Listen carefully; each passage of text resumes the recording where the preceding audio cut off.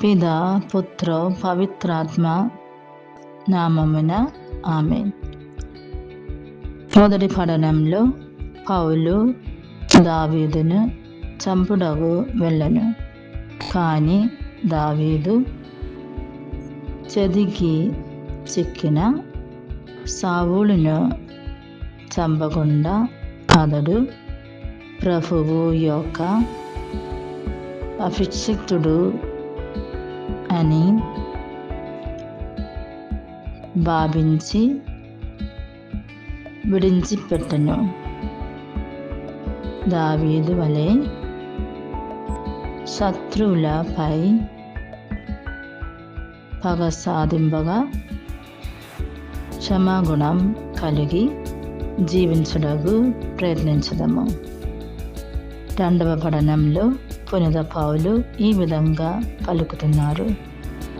మొదటి మానవు ఆదాము సజీవుగా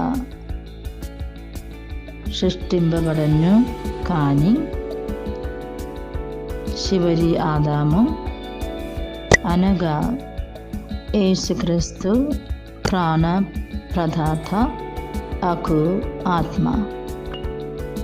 ఆయన దీవి నుండి వచ్చును కనుక క్రీస్తు బోధలను అనుసరించి పవిత్ర జీవితము జీవిస్తూ ఇతరులకు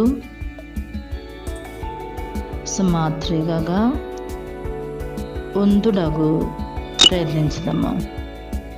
సువిశేష పఠనం ఈ విధంగా పలుకుతుంది. నీ శత్రువును ప్రేమింపుడు, మేము వేషిచ్చు వారికి మేలు చేయుడు, మేము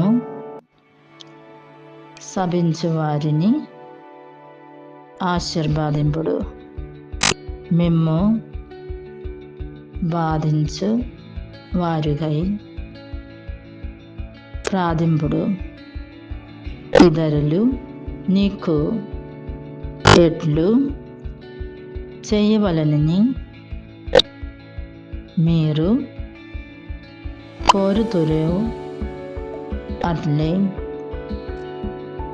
మీరును ఇతరులకు చేయుడు. క్షమాగుణం కలిగి